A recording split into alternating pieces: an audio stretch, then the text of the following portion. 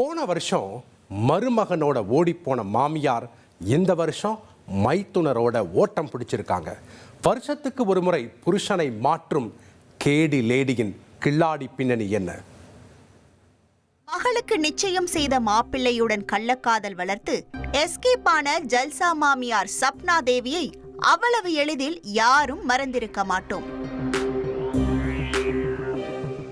உத்தரப்பிரதேசத்தையே அதிர வைத்த இந்த மாடர்ன் மாமியார் தற்போது ஆசை மருமகனுக்கே டாடா காட்டிவிட்டு மூன்றாவது இன்னிங்ஸ் விளையாட மைத்துனருடன் தலைமறைவாகி இருக்கிறார். நகை, பணம் என கையில் கிடைத்ததையெல்லாம் சுருட்டிக் கொண்டு கம்பி நீட்டிய கேடி மாமியாரின் பின்னணியை அறிய விசாரணையில் இறங்கினோம். உத்தரப்பிரதேச மாநிலம் அலிகர் அடுத்துள்ள மனோகர்பூர் கயாஸ்தா கிராமத்தை சேர்ந்தவர்கள் ஜிதேந்திர குமார் சப்னா தேவி தம்பதி. இவர்களின் மூத்த மகளுக்கு கடந்த ஆண்டு ஏப்ரல் மாதம் 16ஆம் தேதி 25 வயதுடைய ராகுல் என்ற வாலிபருடன் திருமணம் செய்ய திட்டமிட்டிருக்கிறார்கள்.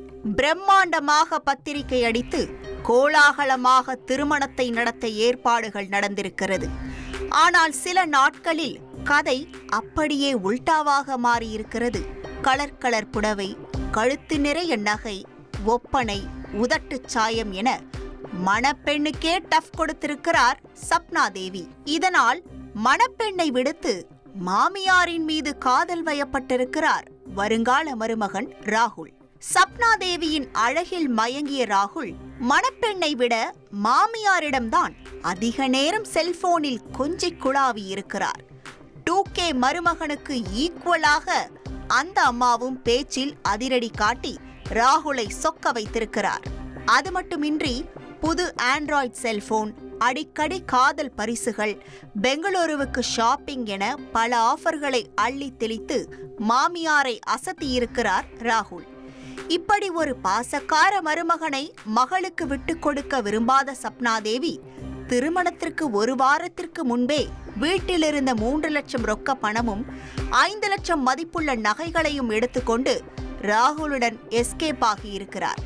உடனே மாமனார் ஜிதேந்திர குமார் மருமகன் தன்னுடைய மனைவியை அபகரித்து சென்று விட்டதாக காவல் நிலையத்தில் புகார் அளித்துள்ளார். புகாரின் பேரில் வழக்கு பதிந்த போலீசார் இருவரையும் தேடி பிடித்து விசாரித்ததில் மருமகனுடன் தான் வாழப்போகிறேன் என அடித்து கூறி போலீசாரையே அலறவிட்டிருக்கிறார் சப்னா தேவி. ராகுலும் காவல் நிலையத்தில் வீர வசனம் பேசி மாமியாரை அழைத்து சென்றுள்ளார். பெற்ற தாயே இப்படி ஒரு துரோகத்தை செய்த விரக்தியில் அந்த இளம்பெண் தற்கொலைக்கு முயன்றார். நல்வாய்ப்பாக உயிருக்கு எந்த பாதிப்பும் இல்லை. அதன் பிறகு மாமியாரும் மருமகனும் கணவன் மனைவியாக மாறி பீகார் மாநிலம் சீதாமர்ஹி மாவட்டத்தில் உள்ள உஸ்ரைனா கிராமத்தில் வசித்து வந்துள்ளனர். கிட்டத்தட்ட 10 மாதங்கள் அந்த ஜோடி புதுமண தம்பதி போல ஒட்டி உறவாடி உல்லாசமாக குடித்தனம் நடத்தி வந்த நிலையில் தற்போது ஆசை மருமகனுக்கே அல்வா கொடுத்திருக்கிறார் சப்னா தேவி.